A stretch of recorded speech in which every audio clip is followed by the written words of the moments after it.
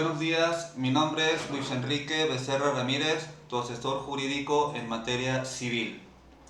Hoy vamos a platicar de un tema bien importante en relación al derecho de familia, que es el derecho de dar y recibir los alimentos. En la familia se establecen relaciones de afecto entre sus miembros, relaciones en donde se transfieren costumbres, tradiciones, el lenguaje, la religión, etc.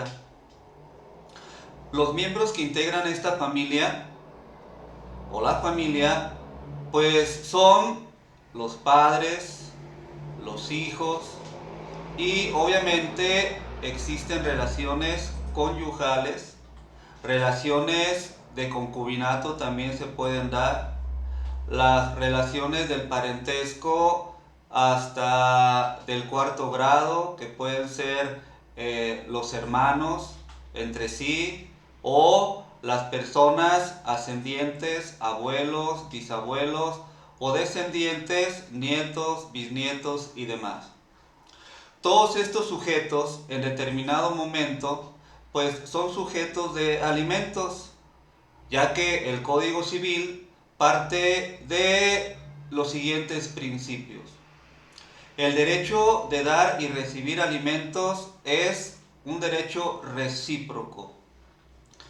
La reciprocidad implica que el sujeto que da los alimentos tiene a su vez el derecho de recibir los alimentos. Los alimentos es un derecho personalísimo. Y al ser un derecho personalísimo, este derecho es intransferible. Un sujeto que tenga la condición de hijo menor de edad es un derecho que le pertenece a él. No puede ser transferido a otra persona. El derecho de alimentos que le corresponde a un cónyuge o a una cónyuge es personalísimo. Le corresponde a él o a ella y no puede transferirlo a otra persona.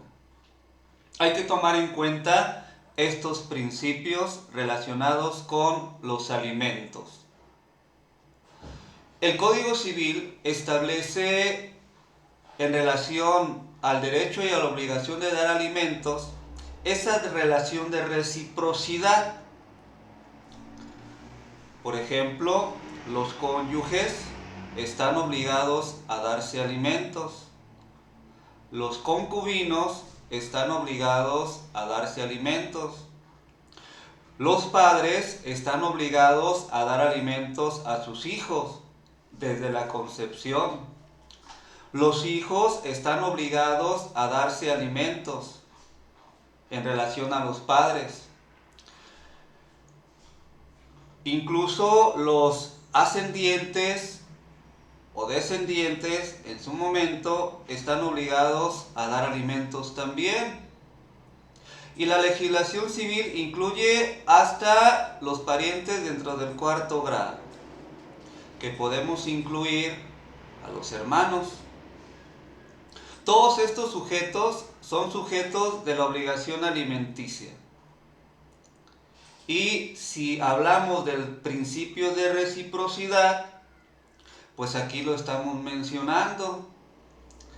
El cónyuge varón tiene el derecho de recibir alimentos de la cónyuge, pero también tiene la obligación de dar alimentos al otro. De igual manera, el otro cónyuge tiene el derecho de recibir alimentos, pero la obligación de darlos. También aplica en la relación entre padres e hijos. Los padres están obligados a dar alimentos a sus hijos, pero también tienen el derecho de recibir alimentos de estos.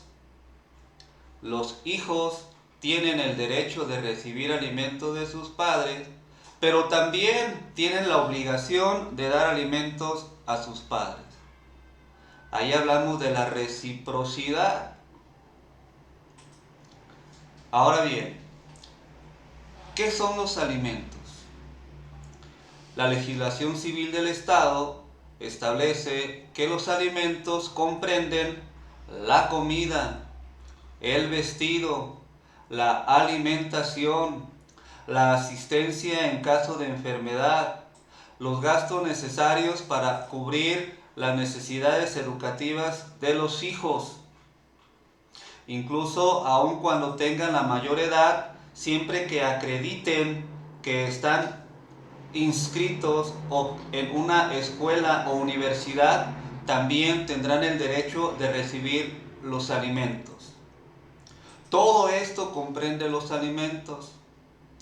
Pudieran pensar algunas personas que los alimentos solamente comprenden la comida, y no es así. El derecho de recibir alimentos se extiende, como te acabo de decir, al vestido, a la habitación, a la asistencia médica en caso de enfermedad y a los gastos erogados por la educación obligatoria de los hijos e incluso en los estudios universitarios que puedan realizar estos. Todo esto comprende los alimentos. La legislación civil establece una presunción. Señala, gozan de la presunción de necesitar los alimentos y habla de los menores de edad. Habla de las personas de la tercera edad. Habla de los cónyuges que se dediquen al cuidado del hogar.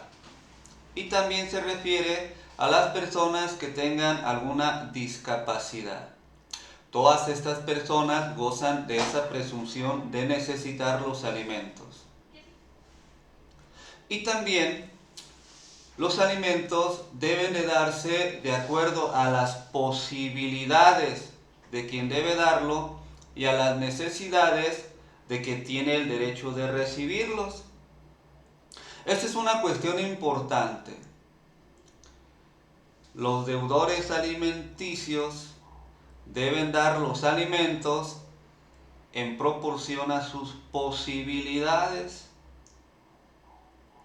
Entonces, en determinados momentos es necesario acreditar las posibilidades económicas o patrimoniales que tiene un deudor alimentista para que en función a esta posibilidad entregue y cumpla con la obligación de otorgar una pensión alimenticia. ¿Cómo se puede dar cumplimiento a los alimentos? El código señala dos situaciones.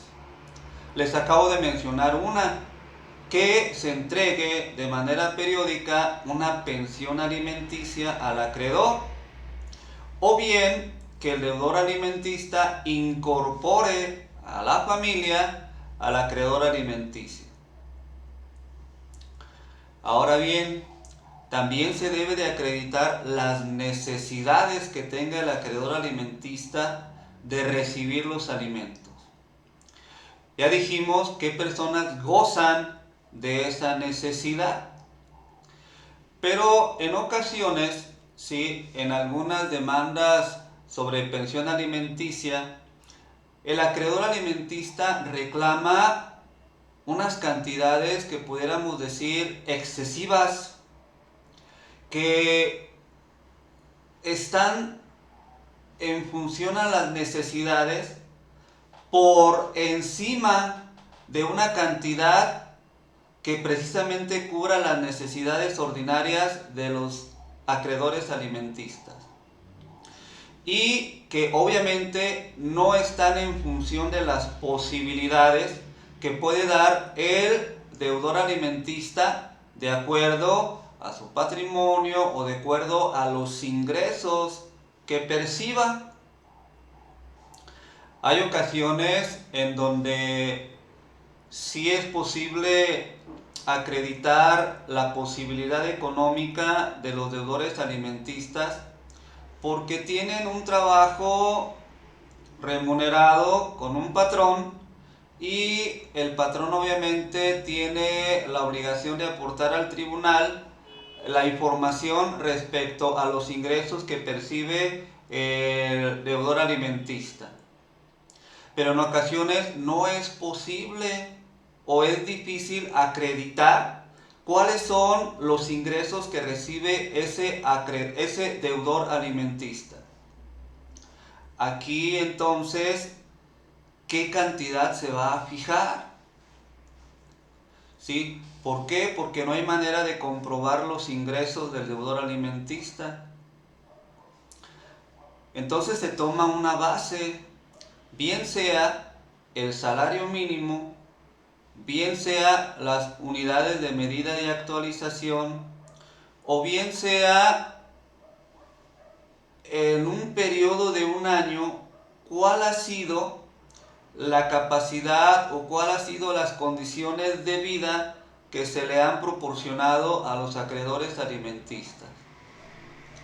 Entonces, en determinados juicios, pues hay que acreditar estas circunstancias para que el juez esté en la posibilidad de determinar cuál es la cantidad que el deudor alimentista debe de pagar al acreedor.